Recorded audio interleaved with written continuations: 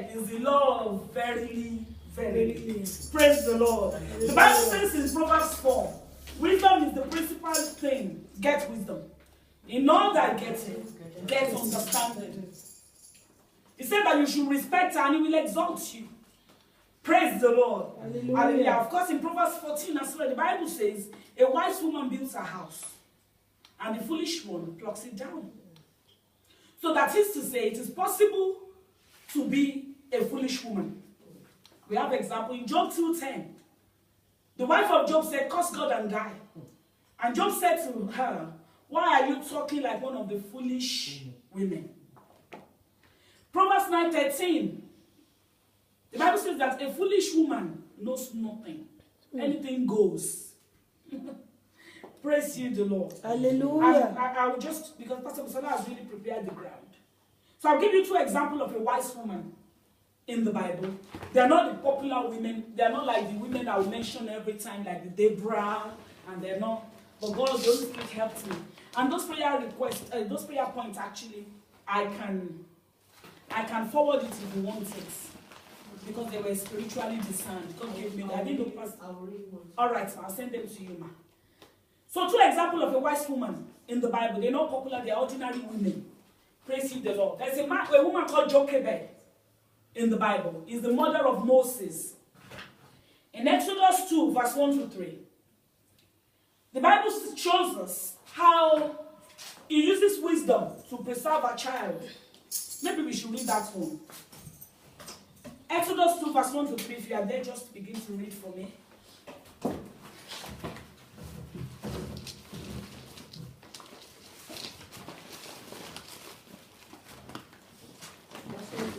Yes, ma'am. And a man of the house of Levi Yes, went and took as a wife a daughter of Levi. Mm-hmm. So the woman conceived and bore a son. And when she saw that he was a beautiful child, she hid him 3 months. But when she could no longer hide him, she took an ark of bulrushes for him, daubed it with asphalt and pitch. But the child in it, put the child in it, and laid it in the reeds by the river's bank. Praise the Lord. Hallelujah. Smart woman. The king was busy killing all the children in his, at that time, the sons, the boys. And she said, anyway, concerning this my own child, this one is not going to die. Praise the Lord. Hallelujah. And she devised a plan to save our own child, an act of faith, an act of courage, an act of total trust in God. How was she sure that somebody is not going to just take the basket and throw the basket into the river? Trust. She left him in the water, but because she has raised another person like her, Miriam, she said, you Miriam, go and stay there. Watch out. I know she's going to come. The daughter of the Pharaoh is going to come. And I'll be at a standby. Praise the Lord. Hallelujah. And as I was preparing this, the Lord spoke to me and said, ask my daughters, who are they raising? That includes me. Who are we really raising? Are we raising backbiters like us? Are we raising prayerless Christians like us? Are we raising angry children like us? People that cannot forgive. Some of us, we find it difficult to forgive because of where we've been. If you still find it difficult to forgive some people, it's because the healing has not taken place. Praise you, the Lord. Hallelujah. Make sure we need, and it's good that we're talking to ourselves as leaders. I wanted to say elders then. Me, I'm a young girl. The elders. I'm talking to the elders. Praise the Lord. We need to sort ourselves out so that we can raise another like us. There's nothing really much that was written about Jochebed because I've studied her. I love to study women in the Bible. Miriam, you will realize that maybe she didn't pass some things on. That was why Miriam got leprosy later in life. God will help us. Amen. To raise balanced children. Amen. In the name of Jesus. I was speaking to Sister Doing this morning. I said, God will help us. So I said, God forbid. I don't want the wives of my children to begin to curse me in the future. Because when you make a mistake with a child, the rest of the world is going to deal with that.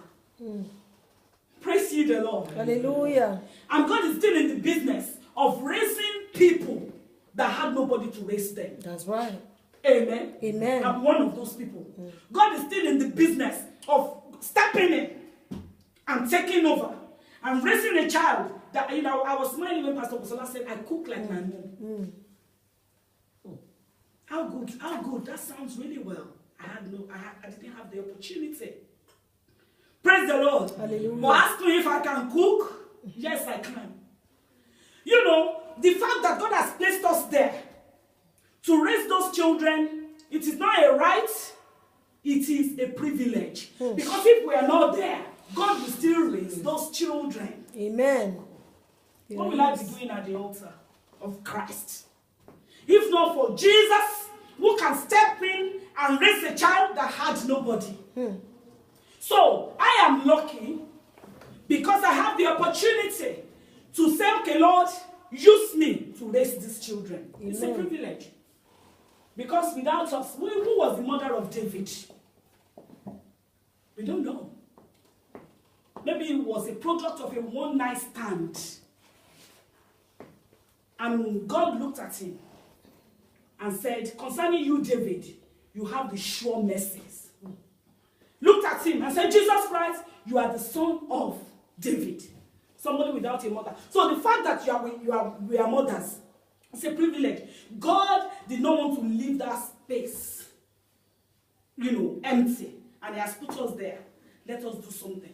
This woman, Jochebed, she raised another like her. Somebody was saying, and said, if a child is, has got a father that didn't behave, we know about hereditary and ancestral causes, don't we? And we're talking. And they're just having that child. And my son said, no, I don't have a problem with that. I actually have a problem of becoming more like my mom. Because at the end of the day, I'm not a woman. We've got to go out there and raise another like us. The Lord will help us. And I'm not just talking about physical children. Even spiritual. One of our pastors in London, our pastor, our number one pastor here, if you meet anybody from our central office, one of his ministers, they speak like him. Do you understand? If you don't see them, and they are talking to you, or you are listening to their tapes, or they are lecturing you, they just like him. When the Holy Spirit came over the disciples, he says, go and do likewise. Go out there, baptize them in the name of the Father, the Son. Are we reproducing ourselves? Or are we worth to be reproduced? Is my English right now?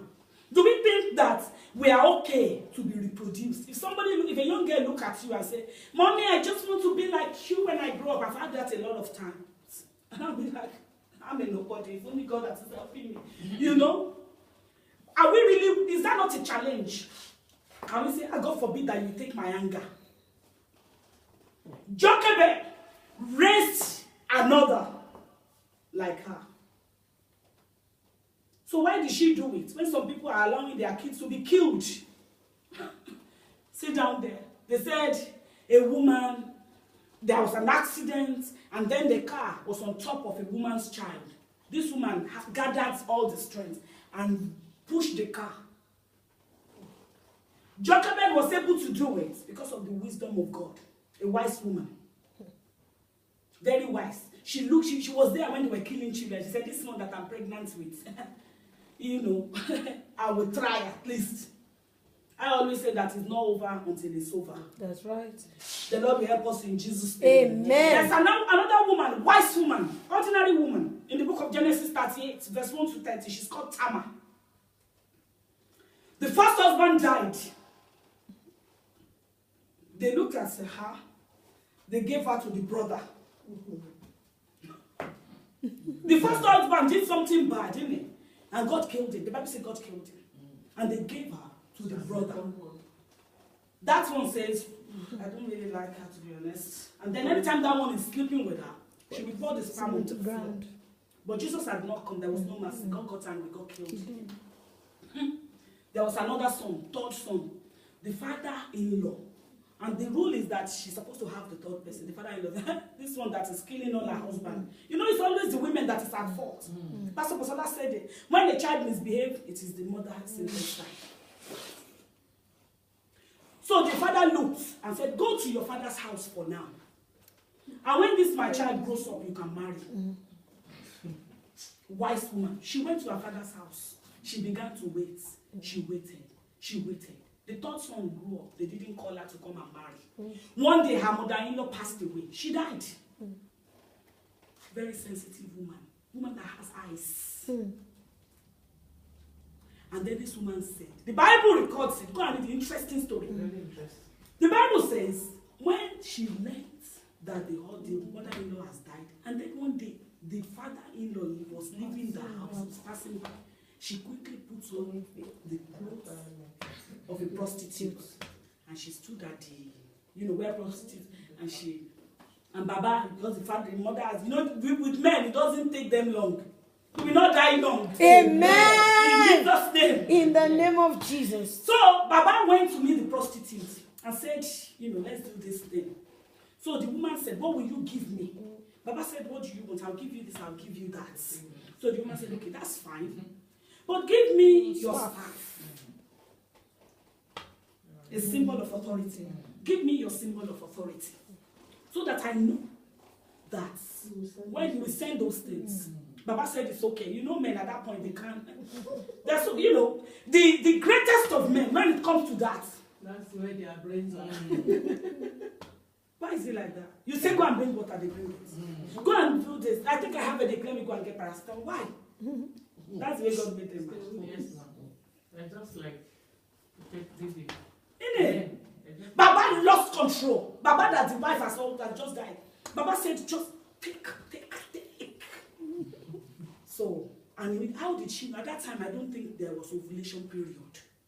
That woman was so sensitive that immediately Baba hit the goal. She became pregnant. By the time Baba got to the house, Baba said, go and give her the goal. They couldn't find her. And then one day, couple of months, there's always backbiters. People that stays behind, the critics, they remain at the back anyway. They went to tell Baba. Baba said, hey, go and bring her, let her die. The woman said, before you kill me, the one who owns this staff is responsible for this pregnancy. Papa said, she's more righteous. Smart woman. The Lord will give us wisdom. Amen. We need wisdom. We must be able to negotiate. We must be able to, one day, like teenagers, they say teenagers are hard. I've tried so many times. I'll be speaking to my son, and he just be like, oh, yeah. I said, okay. One day I just said, Sam, come here. You know what, son? You and I know that I've never raised a teenager. At least not in this country. I said, look, let's do it together. His eyes brightened up. You know, Mom, that's a good thing to hear from you. Because it's always that. He said, really? He said, oh, Mom, I know you can do these things. I don't mean to. Wisdom. Sometimes you just need a word. One day I was so angry with one of them. I don't know why I said it from nowhere. I looked at him. It's good when your children knows that no matter what, she loves me. And I love her. If you can establish that, that's fine.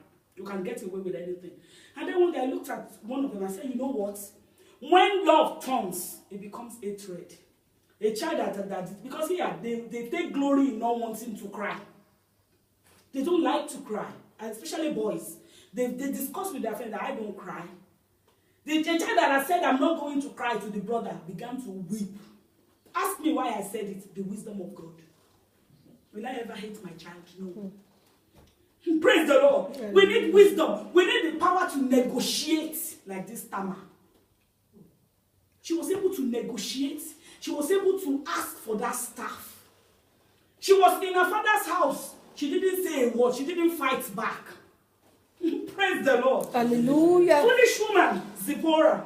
An example of this foolish woman, the wife of Moses. The wife of Moses, the mother of Moses was very smart. The wife was a rubbish woman, waster of resources. She was a Geo's wife. What is the number of the congregation of the children of Israel? You can imagine Mommy Geo. How many people will buy Mommy Geo a hat? This woman wasted everything at a point. Moses said, go to your father's house. It's written in the Bible. Exodus 18 verse 2. When it was time for him to take the authority for destiny, he said, no, you've got to, because he knows that she's so stupid she was going to get killed. Waster of resources, foolish woman.